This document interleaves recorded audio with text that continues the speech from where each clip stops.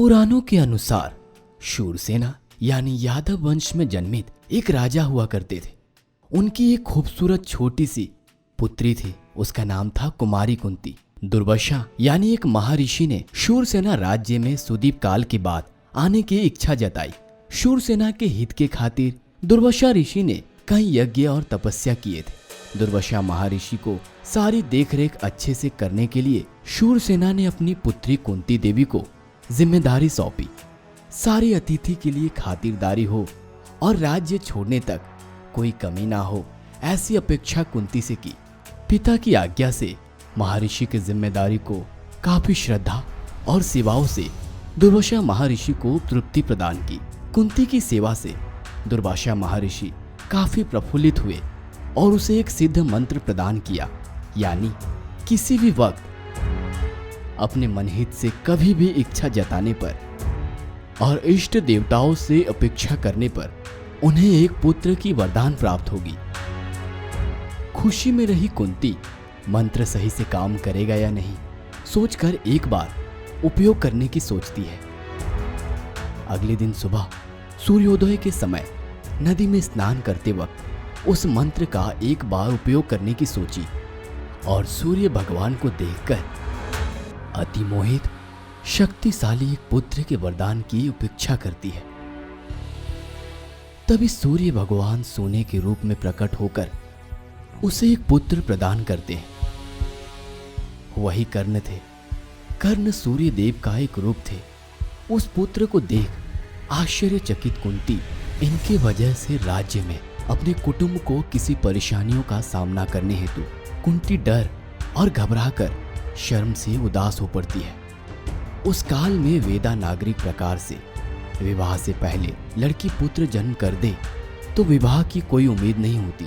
इसलिए घबराकर उन्होंने अपने भवन के पास अश्वा नदी नामक एक छोटी सी नदी में एक टोकरे में रखकर उस पुत्र को बहा दी। उसके बाद कुंती देवी की पांडुराज से विवाह हुई। उनके श्राप के कारण संतान ना होने की वजह से फिर से वह मंत्र उपयोग कर धर्मराज, भीम और अर्जुन को जन्म देती है। उसी मंत्र से कुंती अपने सौतन माद्री को, नकुल और सहदेव को जन्म देने की अनुमति देती है। ये 5 पांडव के आध्यात्मिक पिता यम, धर्मराज, वायु, इंद्र और अश्विनी देवता थे।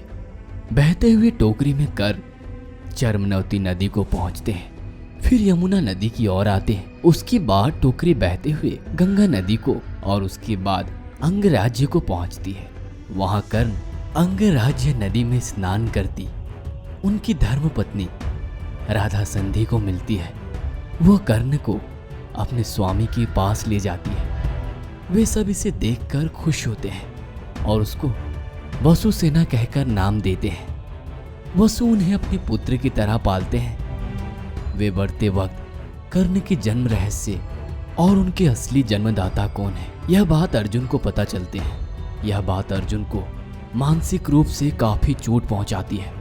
कर्ण हस्तिनापुर में पाठशाला जाकर द्रोणाचार्य, कृपाचार्य और विष्णु अवतार परशुराम के पास अस्त्र ज्ञान सीखते हैं। परशुराम अपने अद्भुत अस्त्र कला से सिखाकर उन्हें एक महारत हासिल करवाते हैं। कर्ण भले व्यक्ति थे। मेहनत से काम करना, हर रोज सूर्य देव के सामने सूर्य नमस्कार करना, जरूरत में किसी की सहायता करना उनका यह चरित्र था। वे अपने कार्य को सफल करने के लिए हमेशा गौरव, प्रेम और श्रद्धा के लिए कुछ भी करते थे और अपने कार्यों के प्रति इच्छुक रहते थे। वे सारे युद्ध कला में महारत हासिल किए थे और मुश्किल परिस्थिति में भी सकारात्मक सोच रखते थे। द्रोणाचार्य के पास कला सीखते वक्त हस्तिनापुर में कर्ण पहली बार दुर्योधन से मिलते हैं। कर्ण और अर्जुन संग स्थान में रहते वक्त दुर्योधन कर्ण से बहुत दिनों के बाद मित्र बनते हैं। युद्ध साम्राज्य में अर्जुन के बराबर व्यक्ति कर्ण है, ऐसा दुर्योधन को एहसास होता है। अर्जुन को संतुलन करने के लिए, उसके द्वारा पांडवों को कम करने के लिए कर्ण से दोस्ती करते हैं। संघ में प्रारंभ से पहले संघ चालक द्वारा उनके वंश को उनके द्वारा स्थायी करने के लिए अलग संघ बनाते हैं। अर्जुन अपने राजवंश को प्रकट करने के बाद कर्ण अपने द्वारा स्वामी वंश को प्रकट करता है। कर्ण अपने रथ स्वामी वंश को प्रकट करते वक्त अर्जुन के संग में घुल मिल जाता है। तब दुर्योधन एक कदम आगे आकर कर्ण मेरा मित्र है ऐसा कहते हैं। वैसे कहकर कर्ण को अंगराज्य को, जो आज के समय में बंगाल है, उसका राजा बनाने की प्रस्ताव रखते हैं। कर्ण राजा बनने के बाद कर्ण वंश में संदेह होने के कारण अर्जुन और उसके बीच में अनबन बढ़ती है। कर्ण को दुर्योधन के द्वारा मिली ये अवकाश को खुशी से अंगराज्य का राजा बनता है। तब कर्ण दुर्योधन का भरोसेमंद साथी बनता है। कर्ण को साम्राज्य मिलने के कारण बदले में उसे क्या चाहिए पूछता है।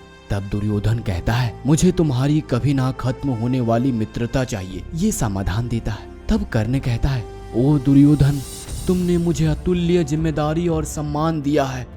तुम्हारे लिए मैं कुछ भी करने के लिए तैयार हूँ। तुम्हारे लिए मैं अपने प्राण भी दूंगा। मैं मेरी आखिरी सांस तक तुम्हारा साथ दूंगा, ऐसे जुबान देता है। अपने आप को उसके प्रति समर्पित होने के लिए पूरी तरह समर्पित होने की इच्छा जताता है कर्ण से। वो बचपन की सारी चोट कर्ण को एक बार याद आती है। उनके बचपन में एक बार परशुराम के पास शिक्षा लेने के लिए जाते हैं। तब वो कहते हैं, मैं क्षत्रिय को नहीं सिखाता, ऐसे परशुराम कहते हैं। मैं क्षत्रिय नहीं सूत हूं, ऐसे परशुराम से कहते हैं। परशुराम उनके अंदर की श्रद्धा को देखकर उन्हें अस्त्र ज्ञान सिखाने के लिए राजी होते हैं। तब से कर्ण परशुराम के प्रिय शिष्य बनते हैं। एक बार परशुराम जंगल में विश्राम कर रहे थे। उस वक्त कर्ण को देख इंद्रदेव ने सोचा कि कर्ण द्वारा उनके आध्यात्मिक पुत्र अर्जुन को तकलीफ ना हो, इसलिए एक अलग रूप में आकर कर्ण की जांग में मारने की सोचते हैं। उनकी आवाज से परशुराम की नींद ना टूटे, इसलिए थोड़ा इंतजार करते हैं। थोड़ी देर बाद काफी जोर से रक्त बहने लगती है। ऐसा परशुराम निंद्रा से उठकर देखते हैं। तुमने मुझे धोखा दिया है। एक क्षत्रिय होकर सूत कहकर झूठ बोलकर युद्ध शिक्षा लिया है, ऐसा कहते हैं। तब कर्ण, गुरुदेव, मैं एक सूत हूं, मेरा विश्वास कीजिए, ऐसा कहता है। चुप कर, कितने क्षत्रियों को मैंने मारा है। क्षत्रियों का रक्त और सूत का रक्त क्या है, मुझे एहसास है।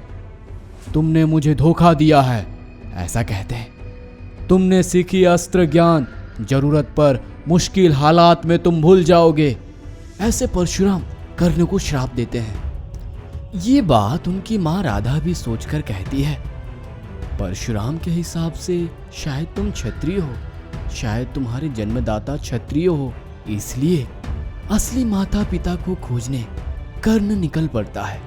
काफी प्रदेश सैर करने के बाद एक दिन गाय को चरते देख उसके सामने एक लोमड़ी देखता है।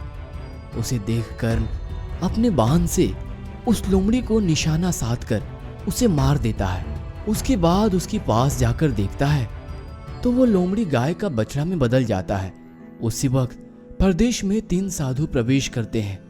एक ब्राह्मण आता है और मरा हुआ बछड़ा, उसमें लगे बाण और कर्ण को उसे पकड़ते देख कर्ण के कहे बातों को बिन सुने ही, जिस तरह तुमने इस गाय को बछड़े से दूर किया है, तुम्हारी भी मृत्यु से पहले तुम्हारे अपने नहीं होंगे, कर्ण को वो ब्राह्मण श्राप देता है। तो प्रदेश को छोड़ते वक्त असली में उस लोमड़ी को बछड़े में किसने बदला, वह सोचता है। लोमड़ी को बछड़े में बदलने कर्ण को श्रापित ब्राह्मण द्वारा होने के लिए इंद्रदेव ने ऐसा किया था, लेकिन उसे एहसास नहीं हुआ। वैसे जाते वक्त रास्ते में एक छोटी बालिका नीचे बैठकर रो रही होती है। तो उस बालिका के पास जाकर, तुम क्यों रो रही हो बालिका, ऐसा पूछता है। तब वो बालिका कहती है, मेरी माँ पूजा की हुई घी घर में रखने के लिए दी थी। घर जाते वक्त मैं गिर गई और घी पूरी मिट्टी में मिल गई। अब मुझे मेरी माँ डांटेगी, ऐसा कहती है।